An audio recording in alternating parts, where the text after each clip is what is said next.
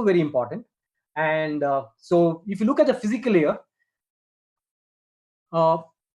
it has, again, you need to have a scope for doing the measurement. And along with the scope, you also need a test fixture. And some of the test which you will require is something called directional couplers. The ones in the market may be good or bad. It depends on how much of crosstalks they have. But it'd be good to look at some of the probes that we have, which has a very good cancellation of in terms of the directional couplers. And so it's called I think it is called automotive test fixture auto ENet, which is a product to replace the bidirectional couplers. And here there are two groups, like I said. If you look at the electrical measurements, we have all the the electrical parameters, and which includes also jitter measurement. And also, if you look at the MDI return loss and the MDI mode conversion loss, those are two different measurements which cannot be done on the scope, but would need a network analyzer to do the same.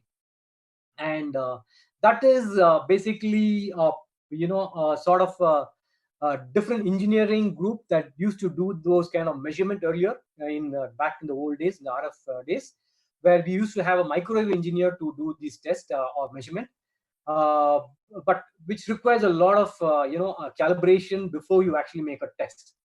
But with the new product that LaCroix has launched, those kind of calibration setup and other things are not really required, because the calibration setup is done automatically by the product, and the measurement is automatically done for you with a compliance test template.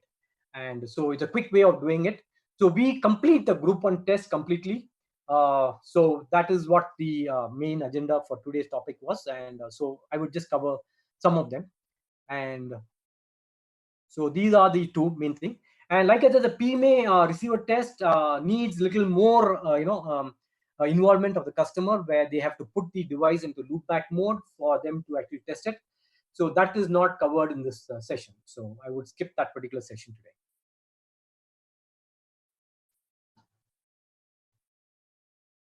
So I'm not sure how I'm doing with time. Let me check so that I don't run out of time.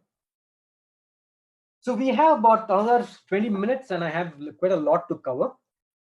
Arvind, what do we do? I think I have quite a lot to cover, actually. Yeah, because we can do one thing. I have just completed 30 slides, and I have about another 80 slides to complete. Yeah, I don't think we'll be able to complete 80 slides, but we can give a gist of what we were planning to do. So let me do one thing. Let me skip this. I will go through the test sequence through the software, through the Qualify software, so that I think the customer already understands the test that they have to carry out. But I will do the MDI return loss and the mode conversion, because that is something new to customer. Yes. But I will try to skip this particular session so that we go quickly to the MDI. Yeah, quickly to the MDI, and then we can just quickly cover the topics which we had planned.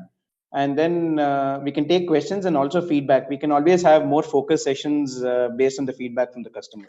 Yeah, okay. So let me quickly come out of this, because I think we never have time to cover the entire thing. Okay.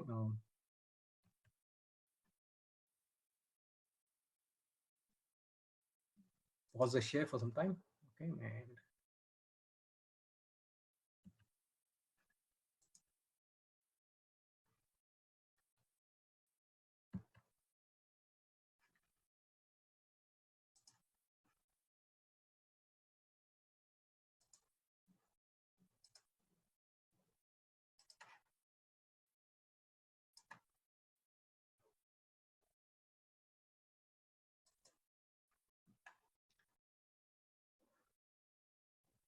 so let me show you the Qualify software, which allows you to do actually the test automatically without having to go through the step procedures given by the test specifications. This will allow you to do them very quickly. Okay, so we already implemented all the test limits and other things within the scope, and so you would not have difficulty in running the test. So let me get this on, and let me share the file to you, and that is this one. So this is something called Qualify software, which we have. Arvind, are you able to see the screen? No, Raj. No. We still have the presentation on. Presentation on. Okay. Let me. Sorry. Yeah. Okay.